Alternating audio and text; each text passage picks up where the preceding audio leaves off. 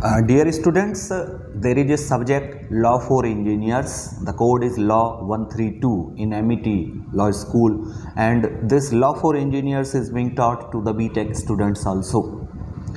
As per your syllabus, there are 5 modules in law for engineer, and in module 1 it talks about introduction to law and law making, law, its meaning, sources and concepts, constitutional law with emphasis on fundamental rights, directive principles and fundamental duties, and law making in India. In this video, we will be talking about the complete module 1. So, as per the syllabus, if we go, let's first know what is the meaning of law. There can be many meaning of law and you can describe it in many ways, but what in concise terms I will specifically mention is the meaning of law means an official rule of a country or a state that says what people may or may not do. A law is a rule made by an authority that must be obeyed or face punishment. So that could be termed as the meaning of law. Now there are various sources of law. Now what are those various sources of law? Our customs. Number 2, the religion. 3, the judicial decisions. 4, the legislature. 5, the scientific commentaries. And 6, the international treaties. जितने भी भारतवर्ष में law बनाए जाते हैं उन law का जो केंद्र होता है, जो सोर्स होता है, वो इन 6 के आसपास ही होता है, इनसे जुड़ा हुआ होता है. Now comes what is the concept of law? चाहिए क्यों law? The basic concept of law is to protect human interests by regulating the conduct of individuals in the society. Law means what? Law means justice, morality, reason, order and righteous from the viewpoint of the society. So that is the concept of law. Now we talk about in module 1 the constitutional law with a special emphasis on fundamental rights. You might have heard this word, fundamental right. Fundamental rights are mentioned in part 3 of the constitution, and these rights are inspired from the constitution of USA.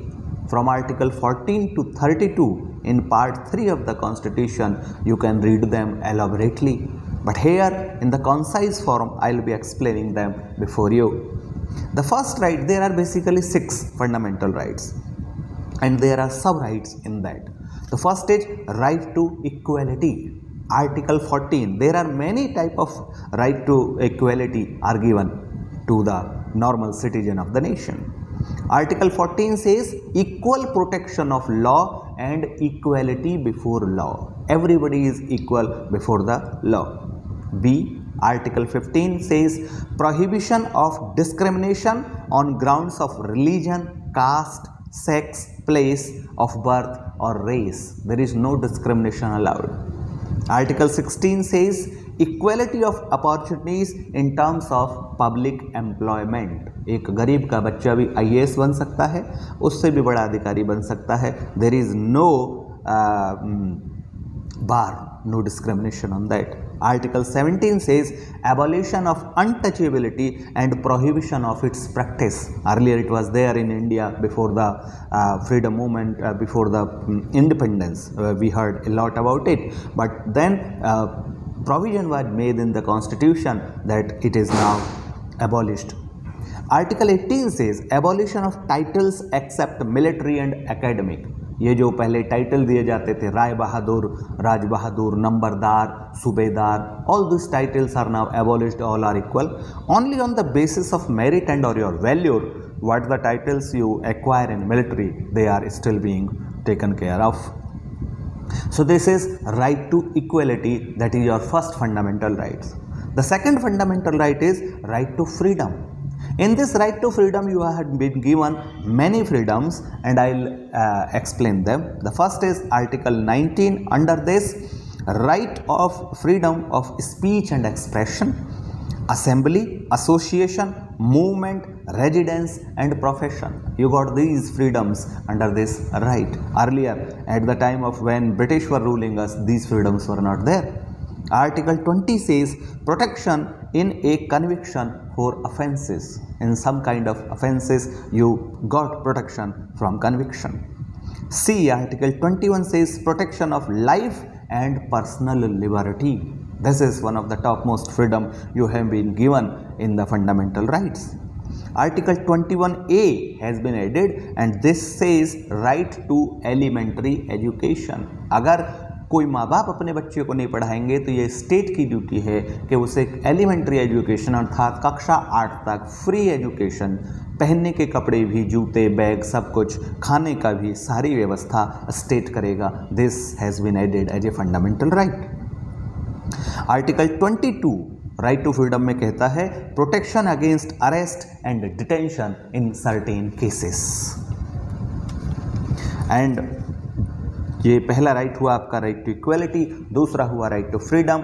Now third right जो आपको दिया गया है constitution में वो है right against exploitation.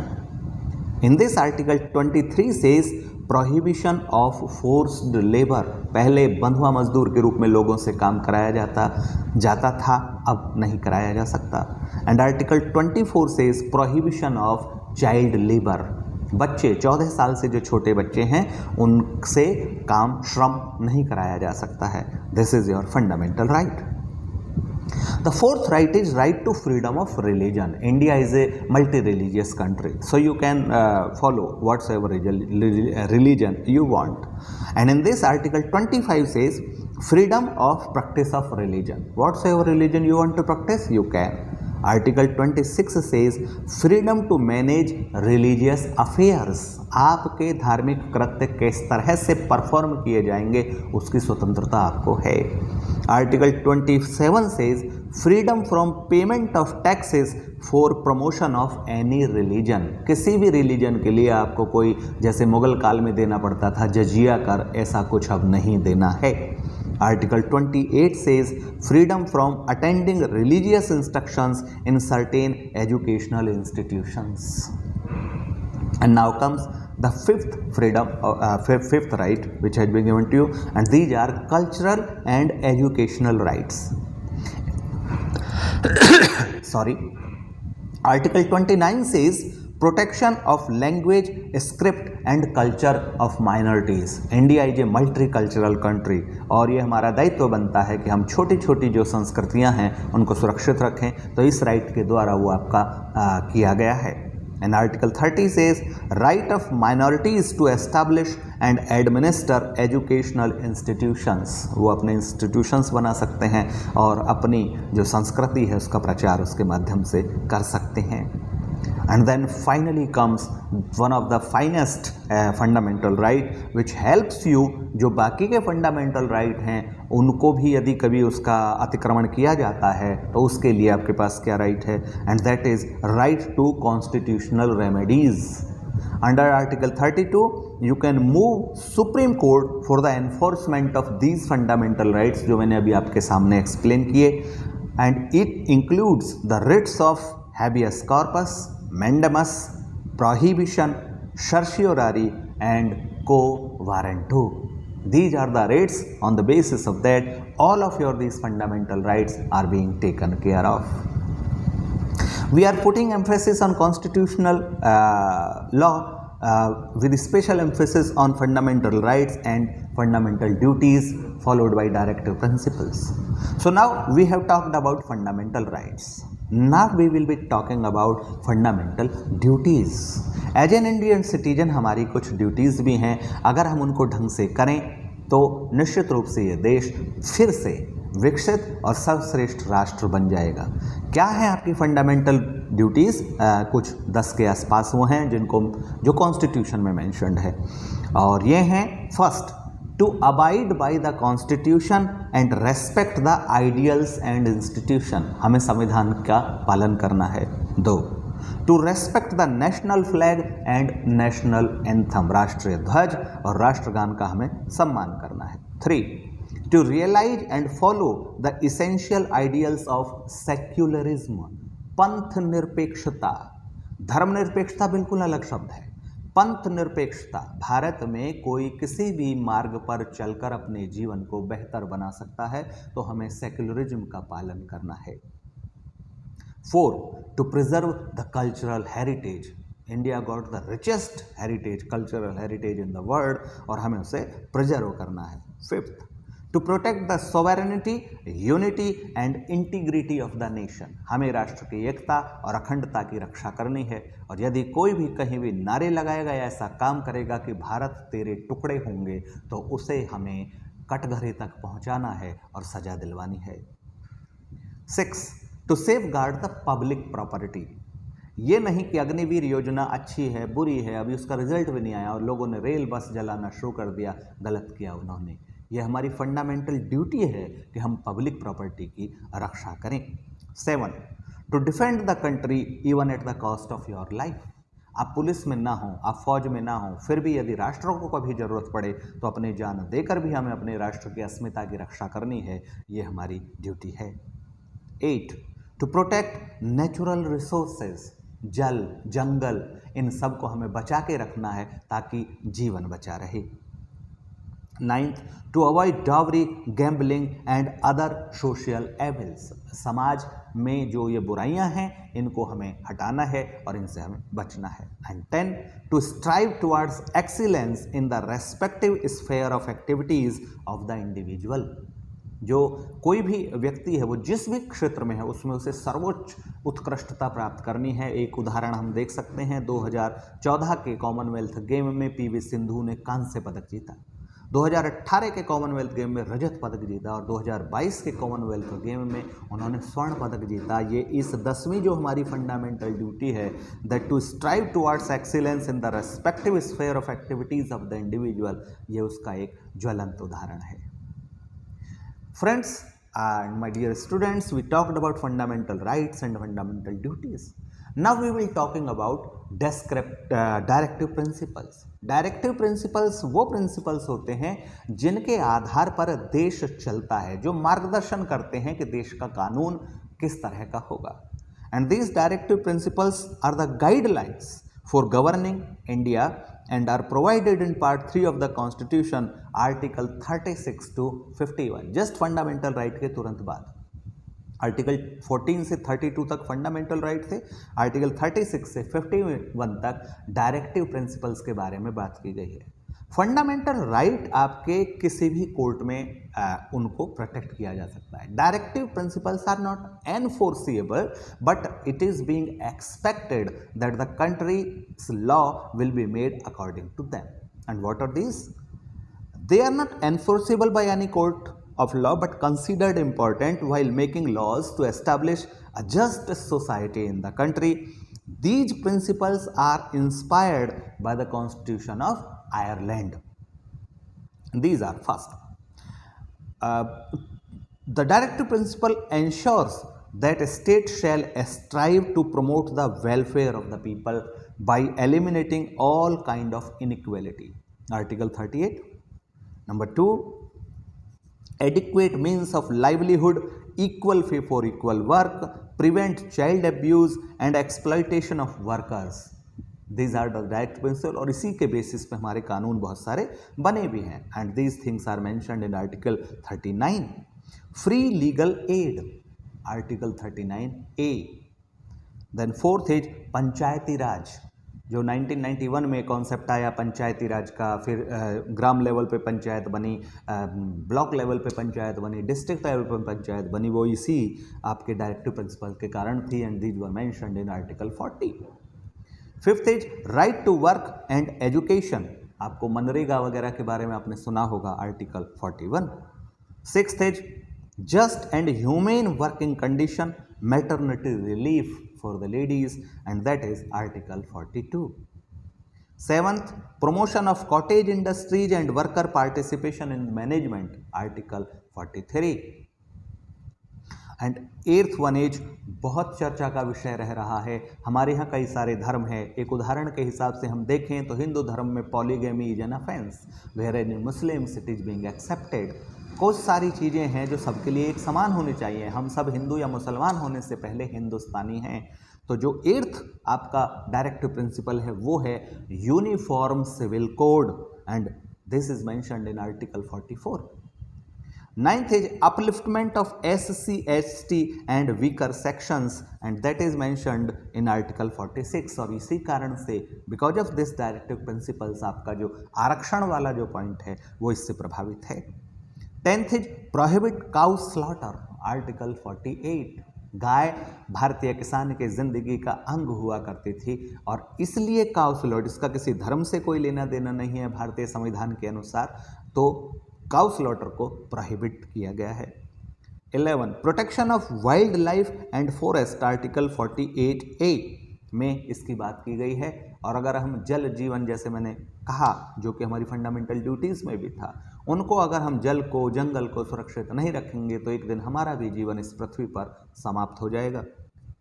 12 protection of monuments, हमारे पुरातन जो ऋषि थे, मुनि थे, राजा थे, तपस्वी थे, क्षत्रिय थे, उन्होंने इससे ऐसे मॉन्यूमेंट्स बना के रखे हैं, उनकी हमें रक्षा करनी है। 13 separation of judiciary from the executive, article 50। किसी भी देश में अच्छे लोकतंत्र के लिए ये बेहद जरूरी है। And last one comes promotion of international peace, article 51। Sri Lanka में क्या हो रहा है, यूक्रेन में क्या हो रहा है, यदि इसकी परवाह हम नहीं करेंगे तो कल वो हमारे साथ होगा। तो इसलिए हमें जो इंटरनेशनल पीस के लिए भी कोशिश करनी है, ऐसे कानून हमें बनाने हैं। ये है आपका article 51। And last of your module 1 comes and which talks about law making in India. Bharat में कानून बनते कैसे हैं, तो मैं उसकी एक थोड़ी सी झलक आपको बताता हूँ। Legislative proposals are brought before either house of the parliament. Parliament में 2 हाउस हैं, एक है लोकसभा, एक है राज्यसभा।